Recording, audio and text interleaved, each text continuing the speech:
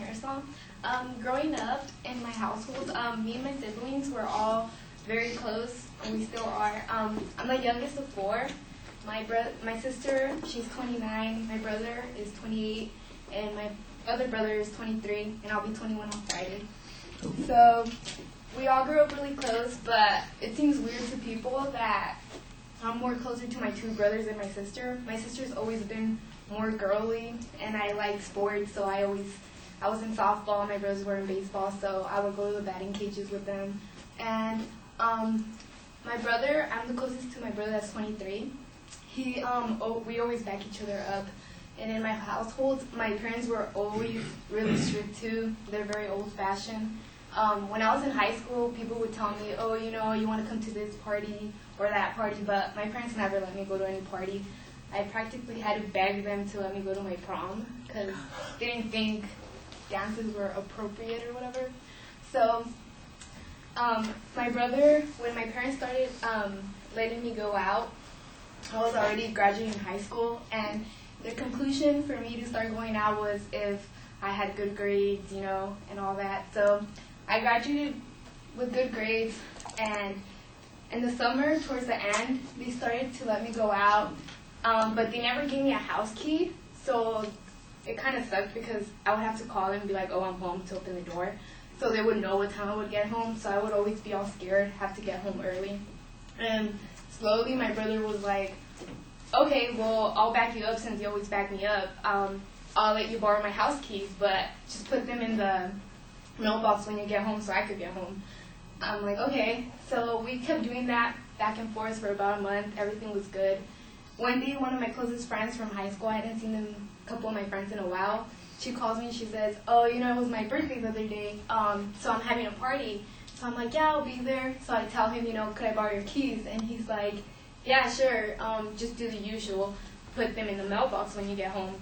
So I'm like, okay, it's fine. So I'm all excited. I haven't seen my friends in a while.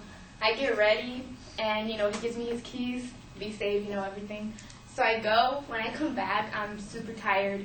I go to my room, looking through my phone through the pictures we took that night, and I'm, falling asleep, and I look, and I'm like, oh, crap, I didn't put the keys in the mailbox.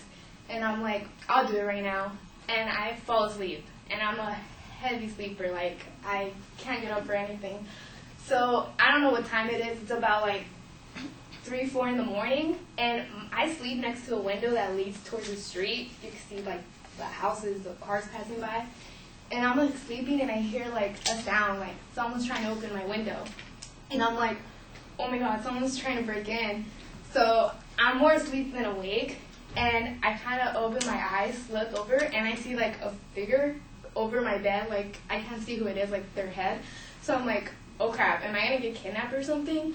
So I just reach under my bed. I have my bat there. And I hit the person as hard as I could with my bat.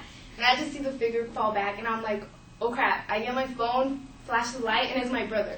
And I'm like, oh my god, what did I do? So many things passed through my head. I'm like, my parents are going to kill both of us if he's not already dead. Because there's all this blood from his head. I'm like, oh my god, I'm in so much trouble. I obviously can't carry him. And even if I could, I'm not going to let him there. He's going to die. So I have to go, and I'm like, oh my god, I woke up my parents. They were really pissed off, but they were more concerned about him.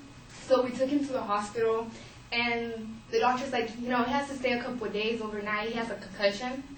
So I feel horrible because I gave my brother a concussion when he's trying to back me up, and my parents are super mad. So I get home, they're like, go to sleep. When he comes, we'll talk to both of you. So, he gets home, they sit us both down, and super mad, but I've learned from experience to not talk back to my parents because they'll get more pissed. So I'm just sitting there, I'm like, okay. And my dad gets more pissed off because at the end I'm like, okay, well, could I have a house key now so no one ends up with another concussion or something? And he's like, are you serious? You're asking that? So he's super mad. My brother goes in the room, he's like, don't worry, I'll still let you borrow my keys. But I didn't want this to happen again, so I just ended up doing I got a copy from his keys.